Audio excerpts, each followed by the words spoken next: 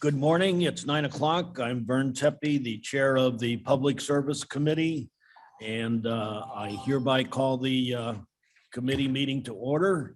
Can we have a roll call? Brown. Brown here. Leonard. Leonard here. Lewis. Lewis here. Shepro. Surges. Surges here. Copey. Opie's here. Tepe. Tepe here. Thank you. May I have a motion for unanimous approval for the minutes of February 17th? Brown moves. Brown moves. Leonard Any seconds. objections? Unanimous motion is passed. Any public comments? Seeing none, we will move on. Nobody online, no messages. Okay. Finance Department.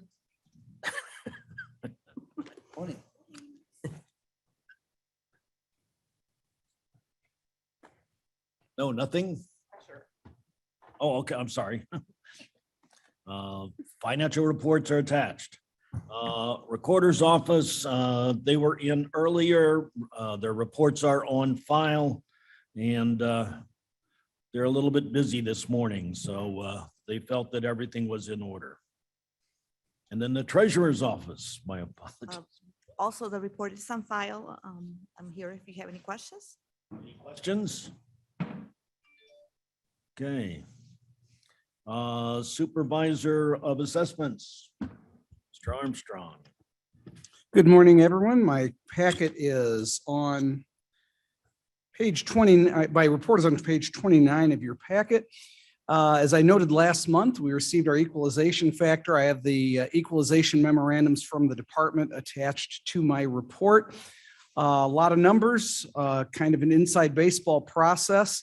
I'm not sure that walking you through that process is something you actually want me to do.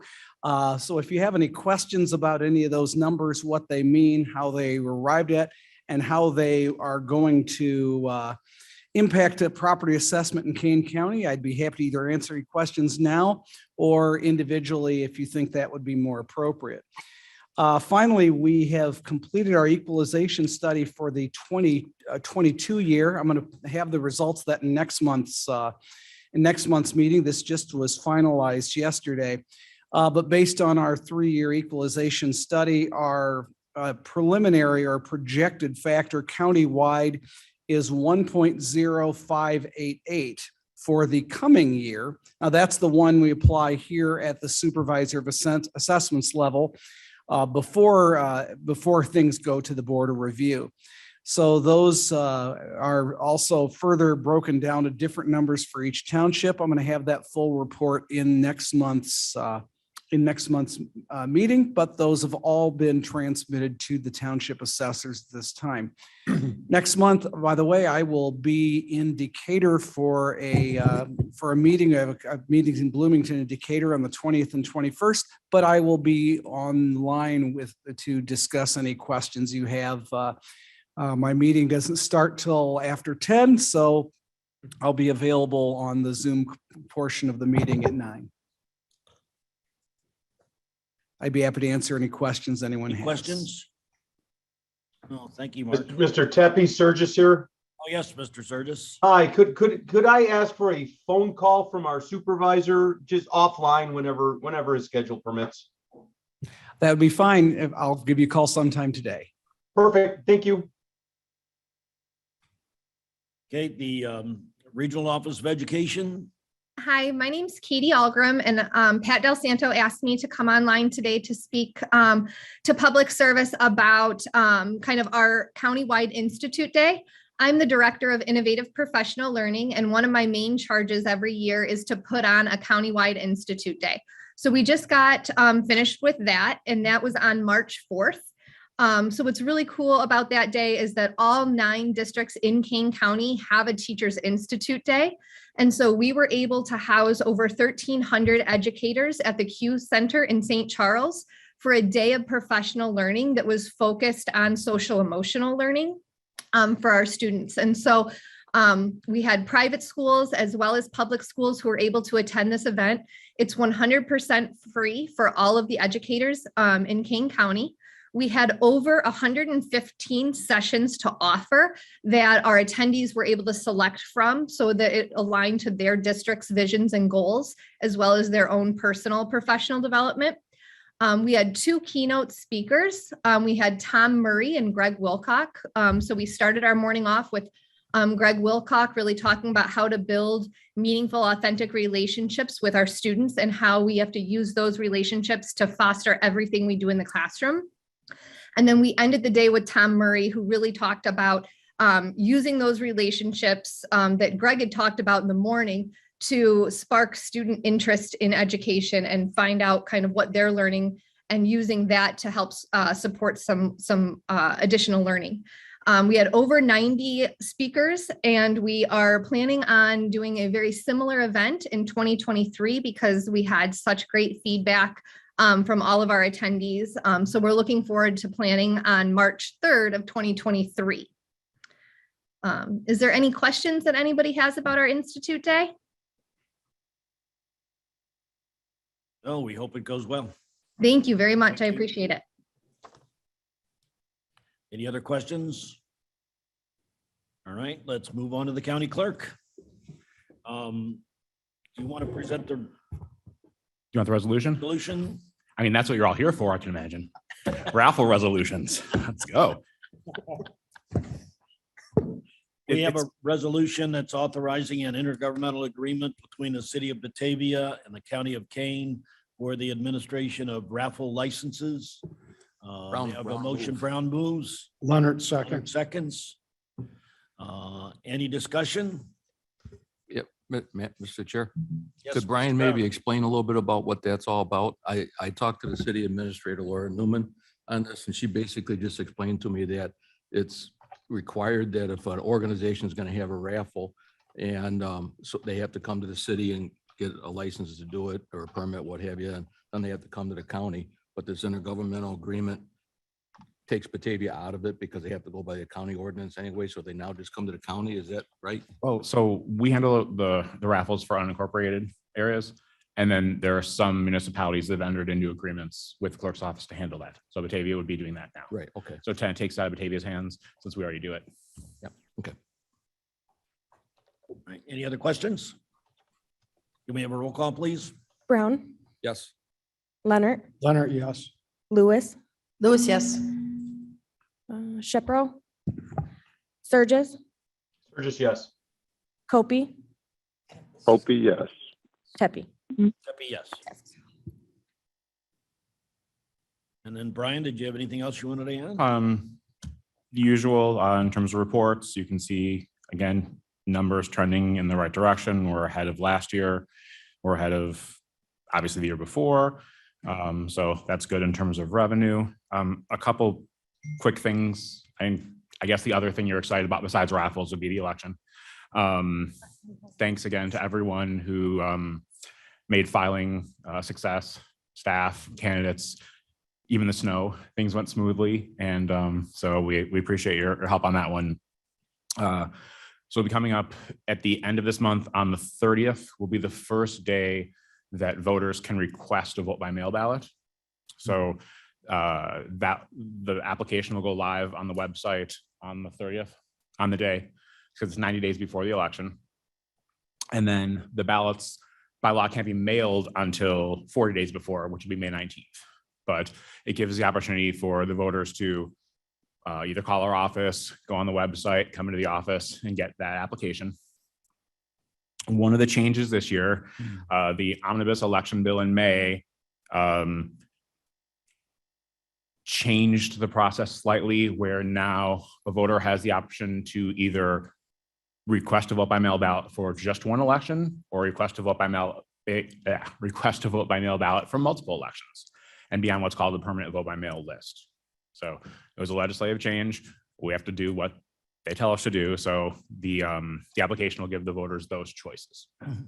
So we expect there may be a little bit of confusion on that. So we'll be ready for it. But when you're talking to your constituents, let them know those options are there. If they have questions, they're certainly free to call the office. I understand that the procedures are different. Is that correct? That to request a vote by mail ballot for one election, you do it one way. To request to be put on the list for a vote by mail for multiple elections, its procedure is different. Is that correct? So you're checking one box versus a different box. Yeah, they're two different applications. Yeah. Okay. So I'm assuming you'll have a letter going out at some time. So state law, when they passed the bill back in May, we will be sending a letter to all registered voters. I believe it's between 45 and 90 days before the general election. But in the meantime, we'll be talking, through meetings like this, through social media, through our website, through press releases to let people know that this is an option now. Sending out a letter to 300 and some thousand registered voters is a bit expensive. So, trying to keep an eye on that. So we'll do what the state requires us to do for the general, and we'll make sure we get the message out as much as we can now. A couple other things that go with that, give you a couple little teasers. We'll talk a little bit more about it probably at next month's meeting. Have drafted some documents already, but we're not ready for the presentation yet. We'll have a new tracking system for vote by mail. We had that ballot tracking system in the last couple elections, where you could go on the website, sign up for a service to let you know when your ballot was mailed to you and when we received it back again. We're going to add a couple extra points. It's kind of like an Amazon style tracking. So we'll know when the ballot has left here, when it gets to the post office. Obviously, we don't know when you send it back. You do. And then when it gets back to the post office, and then when it gets back to us. So in a situation where, well, I got my ballot, but did you get it back? Okay, yes, we did. Or we know you sent it and it got to the post office 2 days ago, which means we should be getting it now, and then we'll have it. So it'll be another step in the process. Fortunately, we didn't hear a lot of, oh, it got lost in the mail type situations. There are fail safes for that, but it's another way of being able to track the system. So that's a good thing. And then we'll be talking a little bit more about, the election security type. We've put together some documentation. We'll have a presentation in PowerPoint for you probably next month to go over, everything. Nothing's really changed, but hopefully it'll give board members and the public a little bit more understanding of the process and what we'll be doing for this election, next election, going forward, and how the public will be involved and how they can make sure that everything's going the way that we say it's going. So. Okay, I might add that I've had a couple of informal meetings with Mr. Cunningham and on occasion members of his staff, just informal kind of updates of how things have been proceeding. And what continues to impress me is the way the clerk's office and GIS and IT have worked together, how they've virtually gotten, the massive changes done in an organized manner, how they've gone through and handled all of the exceptions that they've been able to find. And I'm sure as they very shortly will be mailing out cards to everyone with all of their new precincts and their voting locations, that there'll be more questions and a little bit of concern by people, because there will be some changes, but looks to me like you're well fit to handle all that. So thanks.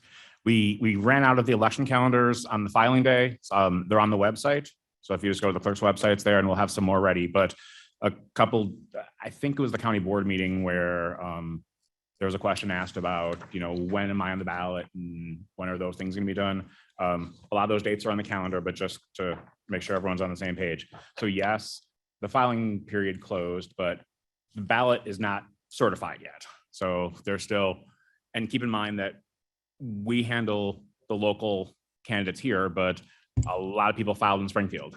Your state legislative candidates, your congressional candidates, your judicial candidates, they all filed down there. So any issues that happen with the ballot for those candidates have to be resolved, as well as anything with us. So there's an objection period.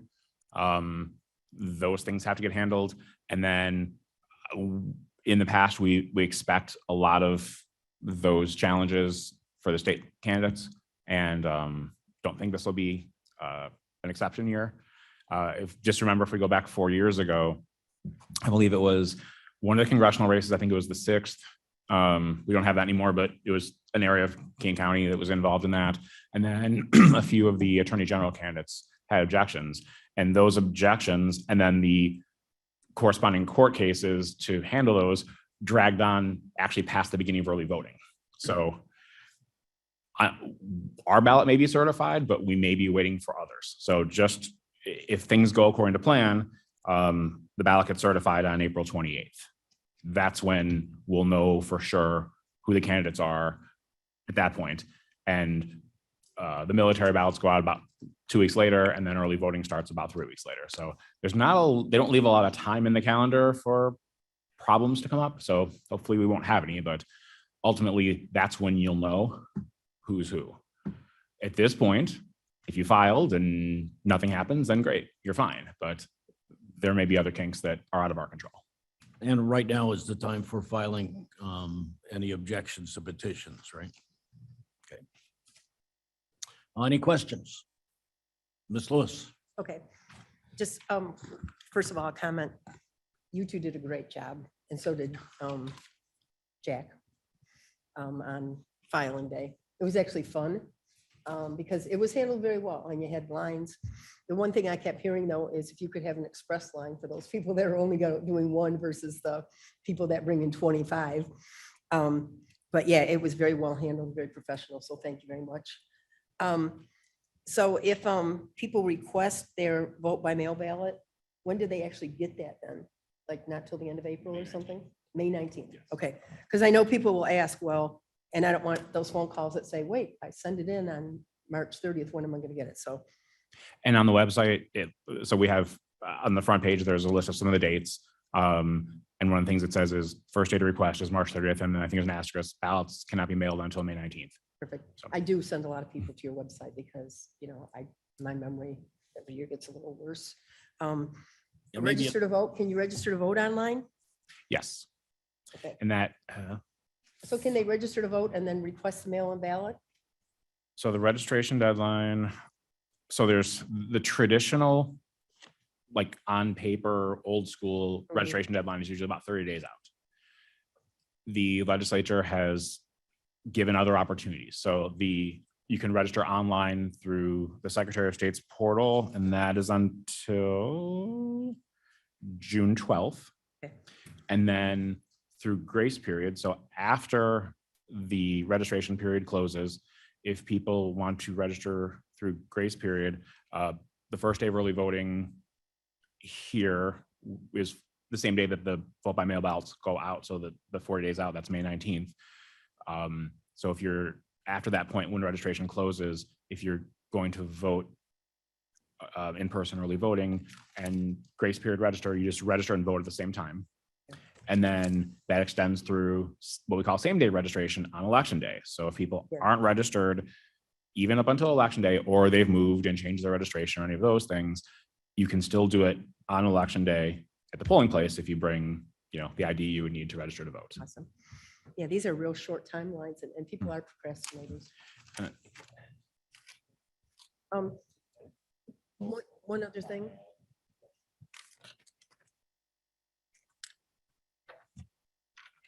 You may have an issue. You may not be able to vote by mail if you register online because the voter won't have brought in that ID to verify the identity. So if you are looking for do a first time voter and do it online, then don't vote by mail.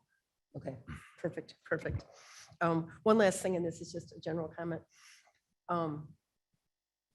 I keep hearing from people that I'm not going to register to vote because I don't want to get called for jury duty. We need to let people know that it's not just that voter registration that called you for jury duty, it's your driver's license. And people really they still don't know that. So I don't know, but somehow we need to get that out because that's probably the number one thing I hear why people won't register to vote. So. Didn't think about that, but thank you. They do, that's what they say. I'm like, no, has nothing to do with it. Besides, it's their civic duty to go to jury, but we won't go into that. Anyway, thank you guys very much. Thank Sure, you. Anita, let the cat out of the bag. Jeez. Well, excuse me. Oh, Hopi, there you go. please. I said I was going to come in person just to harass Vern. I'm trying my best. Somebody's got to do it. Thanks for all Mr. the Chairman, attention. Kopi, please. Mr. Copey. Thank you very much for recognizing me, sir. I appreciate it. Brian, good morning. I've had a very strange encounter 2 weeks ago while I was doing some campaigning, and had made contact with someone who was working in a particular campaign, and the argument ensued that the perpetual multi election mail ballot, I forgot the term for that,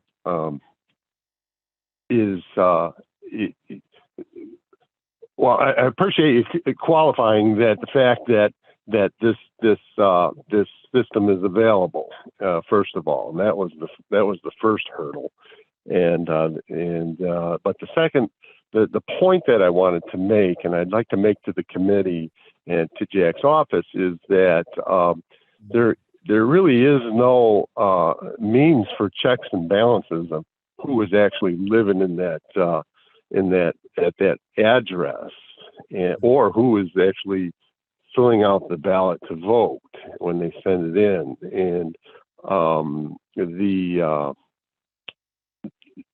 so I find that integrally, whatever the word is,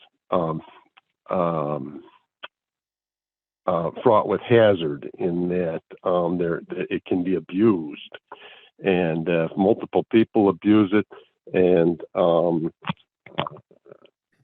throughout the county, or use the same system in another county while they're voting in this county, I see that to be a problem, and I just wanted to voice that concern that I don't see